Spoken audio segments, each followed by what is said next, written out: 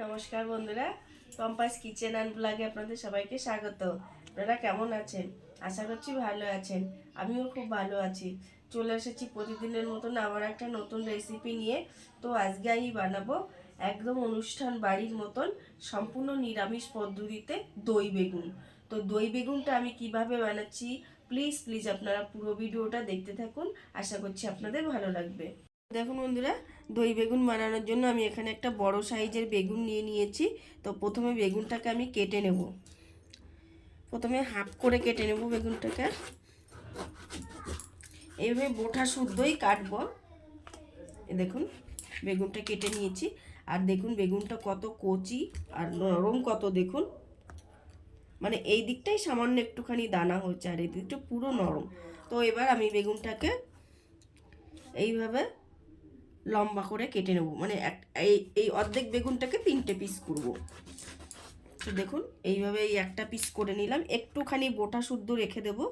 এবার কেটে কেটে আমি যে জলে দিয়ে দিচ্ছি, জলের মধ্যে আবারও এইভাবে এটাকে কেটে নেব।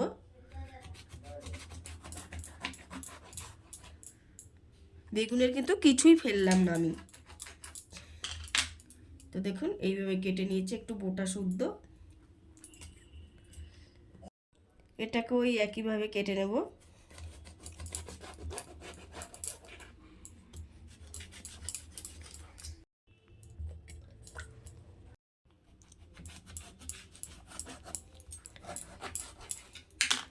তো দেখুন পুরো বেগুনটাকেই আমি কেটে নিয়েছি।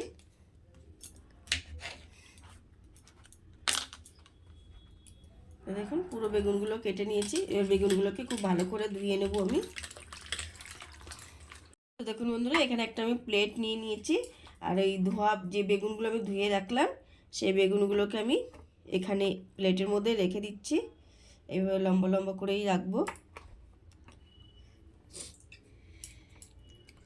তো এবার বেগুনটাকে আমি একটু মেখে নেব, মেরিনেট করে নেব। তো প্রথমে আমি দিয়ে দিচ্ছি হলুদ, হাফ চামচের মতন হলুদ দিয়ে দিলাম।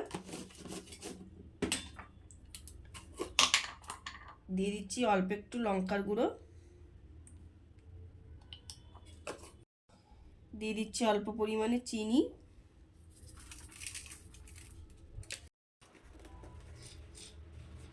আর দিয়ে দিচ্ছি পরিমাণ মতো নুন। তো এবার বেগুনগুলোকে খুব ভালো করে মেখে নেব আমি।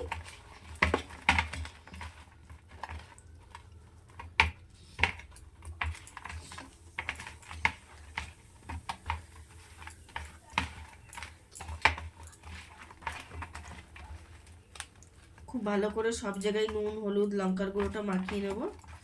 তো দেখুন মেখে নিয়েছি। এটাকে আমি একটু 5 মিনিটের জন্য রেখে দেব। দেখুন বন্ধুরা, এখানে আমি একটা প্যান বসিয়ে দিয়েছি। আর প্যানে দিয়ে দিচ্ছি একটু সর্ষের তেল। তো তেলটা একটু গরম হতে দেব।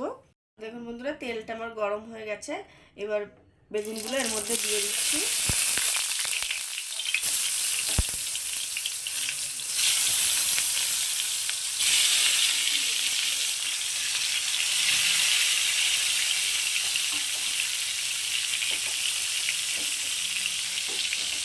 দেখুন এই যে জলটা আছে আমি এই জলটাকে এর মধ্যে দিয়ে দিচ্ছি।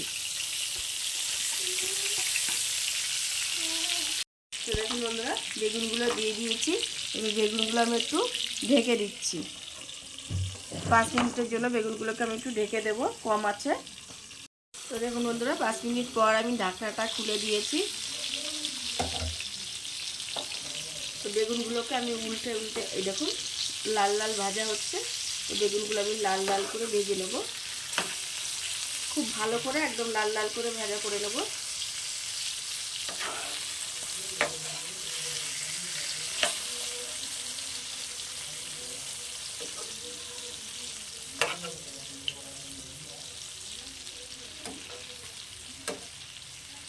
দেখুন এইভাবে লাল লাল করে ভাজা করে নেব এটাকে। তো দেখুন বন্ধুরা, বেগুনটা তো আমার ভাজা হচ্ছে। আর এদিকে আমি একটা মশলা রেডি করে নিই। প্রথমে আমি নিয়ে নিয়েছি ছোট্ট একটা বাটি। তো বাটির মধ্যে দিয়ে দিচ্ছি প্রথমেই আমি একটু আদা আমি গ্রেট করে নিয়েছি। তো দেখুন আদা দিয়ে দিয়েছি। এবার দিয়ে দেব হাফ চামচ জিরের গুঁড়ো, অল্প পরিমাণে লঙ্কার গুঁড়ো, অল্প হাফ চামচ হলুদ গুঁড়ো, দিয়ে দিচ্ছি হাফ চামচের মতন চিনি,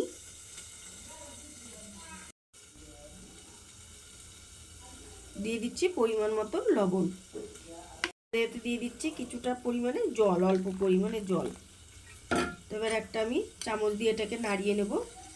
তো মশলাটা এইভাবে মশলাটা মানে গুঁড়ো মশলা রেডি করলে মানে একটু কিছু ভিজিয়ে রাখলে মশলাটা ফুলে ওঠে, নরম হয়ে যায়, আর তরকারি কিন্তু খুব টেস্টি হয়।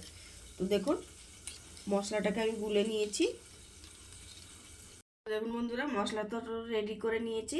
এবার এখানে আমি একটা নিয়েছি জার। তো জারের মধ্যে আমি দিয়ে দিচ্ছি কিছুটা পরিমাণে দই, 100 গ্রামের মতন দই আমি দিয়ে দিলাম।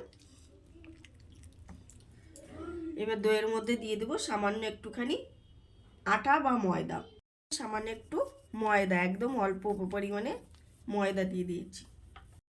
তো দেখুন বন্ধুরা ময়দাটা একটু পরিমাণটা একটু বেশি পড়ে গেছে, তো আমি ময়দাটা একটু তুলে নিচ্ছি। তো এবার এটাকে আমি একটু মিক্সিতে ঘুরিয়ে নেবো। মিক্সিতে ঘুরিয়ে নিলে এই ময়দা দিয়ে তো দইটা কিন্তু ফাটবে না। তো এবার এটাকে আমি একটু মিক্সিতে ঘুরিয়ে নেবো। আর এদিকে দেখুন বন্ধুরা বেগুনটা আমার রেডি, ভাজা হয়ে গেছে। এখন আমি বেগুনটাকে তুলে নেব। তো দেখুন বেগুনগুলো আমি লাল লাল করে ভেজে নিয়েছি।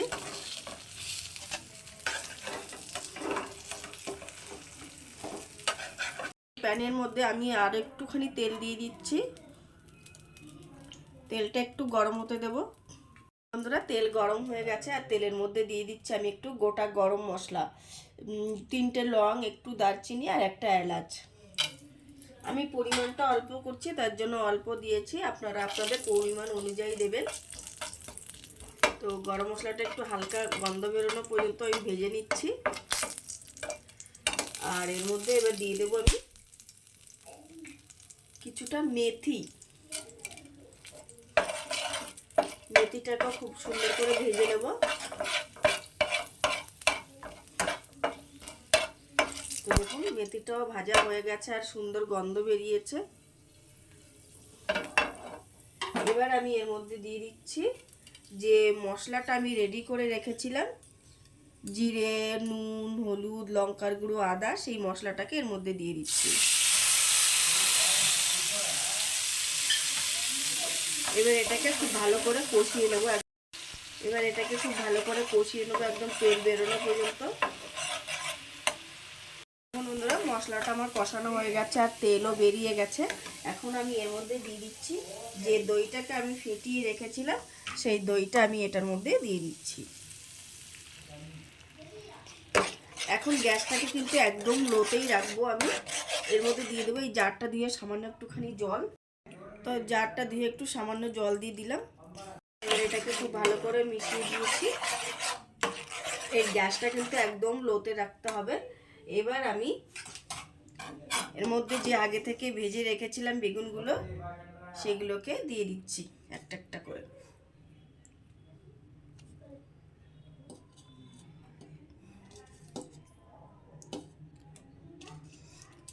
একটা পিস দেবো না, 6টা পিস হয়েছিল, তো একটা পিস বলছে মা, মেয়ে বলছে মা আমি একটা খাবো ভাজা, তো সেই জন্য এই যে একটা পিস আমি আলাদা করে রেখে দিচ্ছি।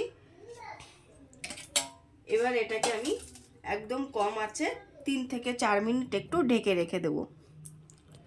তো দেখুন বন্ধুরা 5 মিনিট পর আমি ঢাকনা খুলে দিয়েছি। তো দেখুন কত সুন্দর দেখতে লাগছে, আর দই কিন্তু একটুও কাটেনি। দেখুন দইটা কিন্তু এক ফোঁটাও কাটেনি। তো এবার আমি গ্যাসটাকে অফ করে দিচ্ছি। তো দেখুন বন্ধুরা তৈরি হয়ে গেছে আমার সম্পূর্ণ নিরামিষ পদ্ধতিতে বেগুন, দই বেগুন। তো এখন আমি এটাকে সার্ভ করে নেবো কোনো রকম ঝামেলা ছাড়াই। তো দেখুন আমি এটাকে সার্ভ করে নিচ্ছি। তো দেখুন বন্ধুরা তৈরি হয়ে গেছে আমার আজকের সম্পূর্ণ নিরামিষ পদ্ধতিতে দই বেগুন। তো আজকের রেসিপি আপনাদের কেমন লাগলো অবশ্যই কমেন্টে জানাবেন। ভালো লাগলে প্লিজ প্লিজ একটা লাইক করবেন আর প্রচুর প্রচুর শেয়ার করে দেবেন। তো এরকম দই বেগুন যদি একবার বাড়িতে বানানো হয়, মাছ মাংস কিন্তু কিছুই লাগবে না, একদম অনুষ্ঠান বাড়ির মতন দেখতে হয়েছে আর খেতে কিন্তু খুব সুস্বাদু। তো আজকের মতন ভিডিওটাকে এইভাবে এখানেই রাখছি। তো আপনাদের কেমন লাগলো অবশ্যই কমেন্টে কিন্তু জানাতে ভুলবেন না। তো আজকের মতন এখানেই রাখছি, আর পুরো ভিডিওটা দেখার জন্য আপনাদের অনেক অনেক ধন্যবাদ। থ্যাংক ইউ, নমস্কার।